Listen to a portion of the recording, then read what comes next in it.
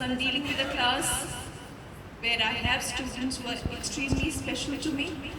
And all through while teaching this, whenever I've come across this chapter in English or probably Hindi, even in Punjabi, I always used to feel how this person must have thought of teaching. So today I thought this is the right occasion when I should be talking about this particular person as a teacher.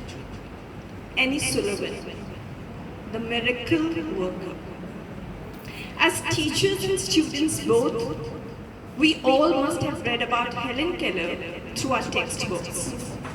She was deaf and blind right from her early childhood, and her family had no clue as to how to contain her, how to build a life around her, where she could live with dignity and not as the dependent one, feeling unfortunate all the time. Through a series of meetings and references, she finally headed for a new life.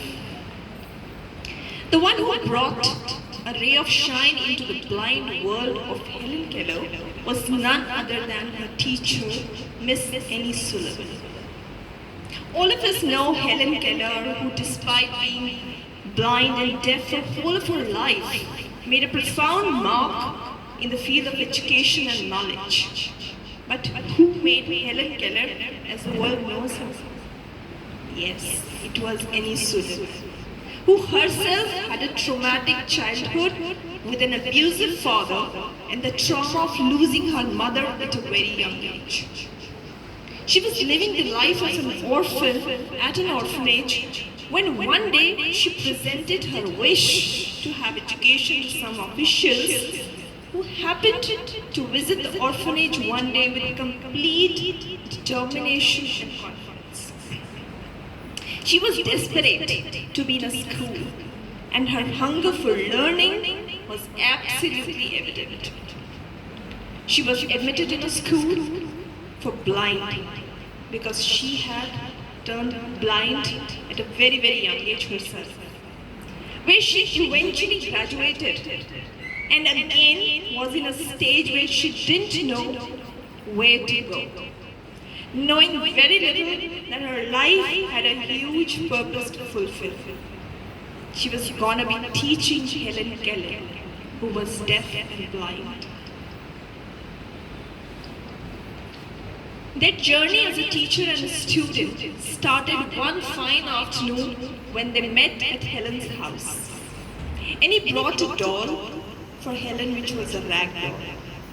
She instantly fell in love with the doll. Her love for Annie was also going to grow profoundly in the days to come. Can you imagine the teaching-learning process between two individuals who are blind, and one of them is completely oblivious of sounds and words? Helen didn't know anything. No sounds, she was deaf. Yet, they began the journey. More than teaching, it was Annie to understand Helen, who was otherwise a brilliant child, locked inside the periphery of her blindness and deafness. She made teaching Helen her only objective in life, giving it all she had. The journey wasn't easy, and how could it be with too many barriers distancing both of them? Yet Annie went down to the level of Helen and became a part of her dark world, lighting one candle at a time and holding her hand till her last breath. For whole of her life, Annie was her teacher. She stayed with her till her last breath. Annie was given a strict regime and schedule to follow for Perkins School to teach Helen. But within 6 months down the line, she could sense that Helen needed a different ambience, an innovative style, and an open system to learn. She fought for it and almost rebelled against the set norms. She took Helen in the open, where the nature was her textbook, plants and animals were her teaching aids, and most important of all, a touch laced with care and love were her teaching techniques. She would keep holding Helen's hand, stroke it with utmost affection, and gently make her touch the things around, feeling them, and then would finger sketch the words on her arm over and over again. One day, both were learning, and Annie had to teach her the word water. Despite best of her efforts, she could not teach the right word. Helen kept mistaking it either as a cup or a saucer, but just couldn't learn the word water. And he dropped the idea for a while. She said, okay, if she's not learning, good enough, not a problem. She left that idea of teaching her the word water, basic word she was not able to teach, but she left it. Some other day, they were sitting near a fountain where Annie could hear the gushing, flowing water of the fountain. Suddenly, she got an idea. She took Helen's hand and kept it under the cool, flowing water for some time. Once Helen was done enjoying playing with water, Annie gently wrote the word water on her palm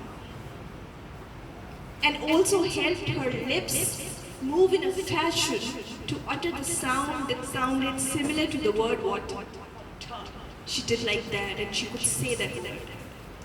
A heap of diamonds will never know its worth unless a jeweler polishes it. Raw materials will be changed into a delicacy only when a chef will mix them in the right amounts and the process in the desired way. To acknowledge the miraculous work done by Annie Sullivan, she is also known as the Miracle Worker. That's her title, that's how she's known as. To sum up, all I would like to say is that if Annie Sullivan could cross her barriers and deficiencies and also bring Helen Keller out of that dark dungeon, I'm sure we all who are so blessed with all the resources can definitely light up infinite lives. Thank you so much. God bless you all and happy Teachers Day once again. Thank you.